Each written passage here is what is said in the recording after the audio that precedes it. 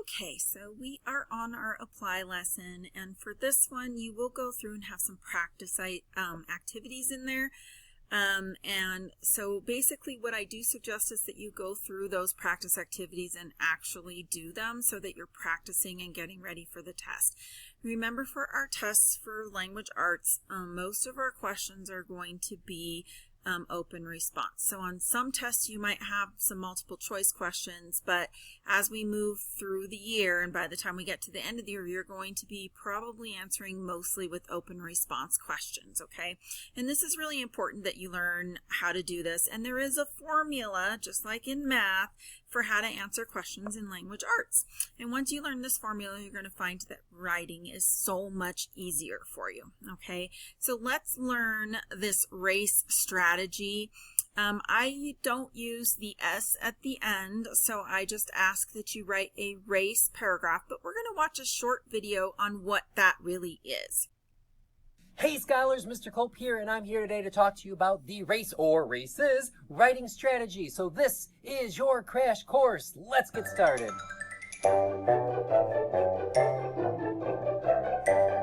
As always, I am so glad to have you here today. Thank you for taking the time to watch this video. You know, I just want to remind you all that, during these tough times, you don't drown by falling in the water, you drown by staying there. So if you're really struggling with something, make sure you're actively working to better it, to improve it, whether that be a skill you're struggling with or just a problem. Keep working at it and try to see what is the best way to get out of that water to avoid from drowning in this problem. All right, with that being said, let's go ahead and continue on. So, question. Have you ever been in class and had your teacher ask you something like, write a response to the following question. How is the conflict of the story affecting our protagonist? Short answers can be so hard sometimes. Well, if you've ever answered like that, have no fear. That's where the race strategy comes in. Now, it won't give you the answer, but it will help you structure your answer. So race or races is an acronym. Remember what acronyms are? It means that each letter represents a word or a phrase, like LOL for laugh out loud, or IDK for I don't know. These are acronyms. So let's look at the acronym RACE. But first, let's flip it over to the side. There we go. Perfect. So much better. All right. So RACE is a tool to help us remember all the parts of a good short answer. It stands for restate, answer, cite, and explain. Now let's break that down a little bit more. The first two items go together. It means we need to restate and answer the question. This can be completed in 1 to 2 sentences, but usually, honestly, it can be done in 1. Okay, next we have the always important cite. Now, this means you need to explain what in the text has led you to the answer that you gave, because we can't just give an answer and expect people to believe it. We have to give them some sort of evidence. So we are going to cite textual evidence. Now, we can do this either using a direct line or a summary of the events. Now, this is the heart of your short answer and should be at least 2 to 3 sentences. Now, citing evidence gets a little muddy because do I summarize? Do I use a direct line? A direct line is always your most powerful if it directly relates to your answer. Whenever we make a statement, what's important is that we want to support it with evidence. Now, evidence can either be that direct line that we said, or it can be a summary of events that occurred that led to the conclusion we drew in our answer. Now, as a reminder, if you use an author's words, we put them in quotation marks. That shows the reader that, hey, these are someone else's words.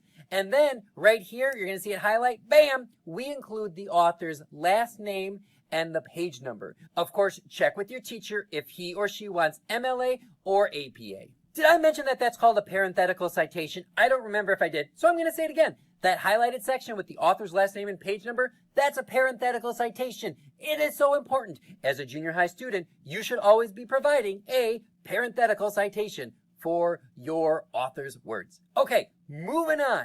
Now we've come to explain. Now, Remember though, this is only the end if you're doing a race. Races, with an S, has one extra step. For explain, you are going to explain to your audience how your C, or your citation, or your evidence, justifies or proves your A, or the answer you are giving. This will take usually about 2 to 3 sentences.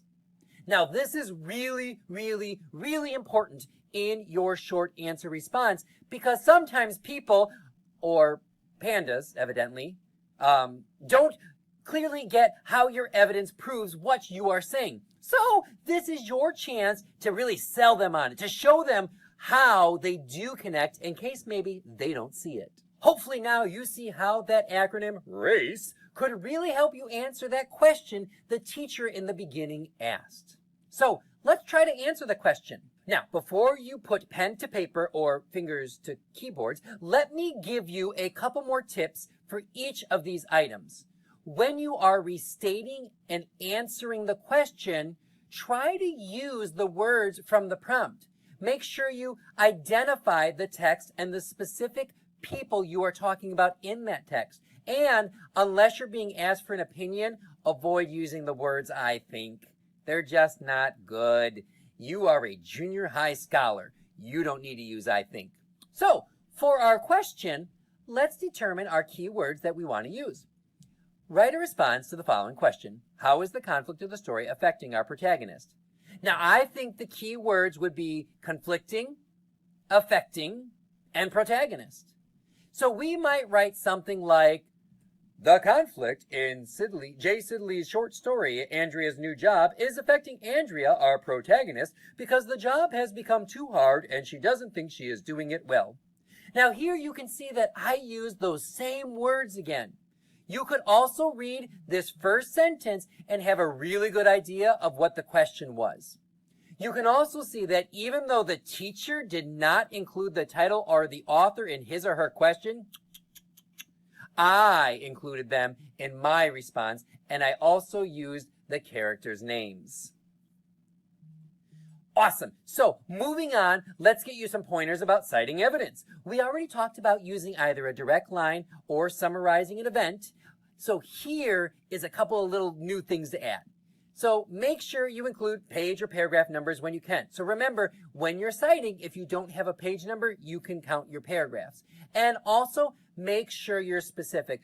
Find that evidence that strongly supports your answer.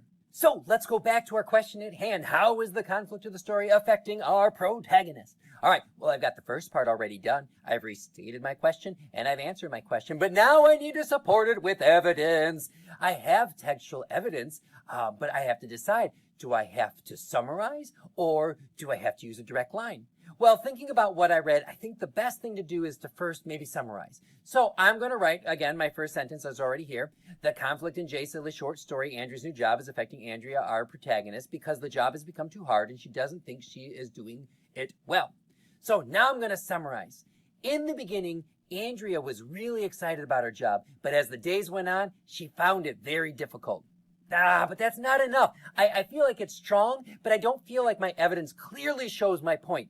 So let's add a little bit more detail. There's got to be a direct line somewhere that would help me out. So I'm going to go ahead and go back through my book. All right, let's see. Got one. At one point, she even says, I just can't keep up with all the work and feel like a failure. So here you can see that I have, at one point, she even says, these are my words, and then quotation marks. Oh, I missed my end quotes. We'll have to add those. And done. All right, so now there's the quotes, and you can see that my end quote is here. My parenthetical citation is here, which, capital P, should be lowercase. All right, that's fixed. Lowercase p, page number, and 13. All right, look at that, my friends. I used my summarizing skills and my direct line skills for my evidence. Woohoo! All right, now, I feel like that evidence altogether supports my answer, but I still have to explain the connection so everyone can clearly see it. As we explain, we want to make sure that the reader can clearly see the connections of how the evidence we are using supports the answer we gave. Now, in our head, this might be very clear, but remember, our reader might not fully get it. So we really want to make sure it is clear for them. As we do this, we also might tie in some of the original language we used in the R and the A, the restate and answer portion of our race. So we have everything we've written so far. Now it is really time to sell our point. So I'm going to ask myself, self, how or why does my evidence prove that the conflict is causing Andrea to think that she is not doing well? Let's see. Oh, I've got it. So I might say something like, since Andrea is feeling like a failure, this internal conflict is causing her to doubt herself and affecting her mood and confidence. This character versus self conflict leads her to almost quit her job later in the story. So you can see, not only did I serve it up on a platter and explain how those two connected to my answer, I used some of that technical language. I used those literary terms such as internal conflict and character versus self conflict. Look at me go. All right. So that's race. Restate, answer, cite, and explain. And of course, we have this fancy chart that you could put in your notes. So if you would like to take notes, pause here and add this to your notes. But before our closing music plays and we wrap up now, let's talk about the S that some people like to add to race and make races. So everything stays the same for race. Restate, answer, cite, and explain. The S does not change any of those previous letters. It just stands for sum it up. Now, sometimes this occurs naturally in our E. So as you can see from our example, we nicely and neatly tied our C and A together and stated how it shows. So we've already kind of included the S in our E. So for this one, I would say the S is already included. But if you read that and there's not anything just summing it all up, then you're going to want to add that S. It's always good to ask yourself if all the loose ends are tied up. The answer for this response is yes. Yes, it is. Because not only did we reconnect it to conflict, we also tied it to the category and type of conflict. Go us! So that's it. That is race, or races. I hope this video was helpful. Remember, you're not always going to be perfect right away. Sometimes it takes time and it takes practice to get good at things. And writing a short response is no different. This tool, though, helps you think about all the components that you should have in your short answer to make it a strong, academic, scholarly short answer. And the more you do it, the better you're going to get at it. The more feedback you get and then apply to your writing, the better you're going to get at it. So that's it. Thanks for watching. I'm so glad you were here today and stuck through it till the end. Get out there and race those short answers. Happy writing, my friends.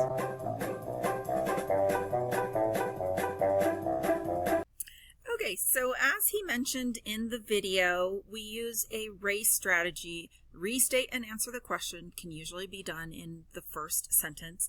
And then you want to cite your evidence and then explain your answer. How does it connect back? How does the R, A, and C all connect together? So you want to make sure that's clear for your audience. And that is the race strategy. And once you guys learn how to apply that strategy in all of your questions, you will be able to answer anything, any kind of written prompt.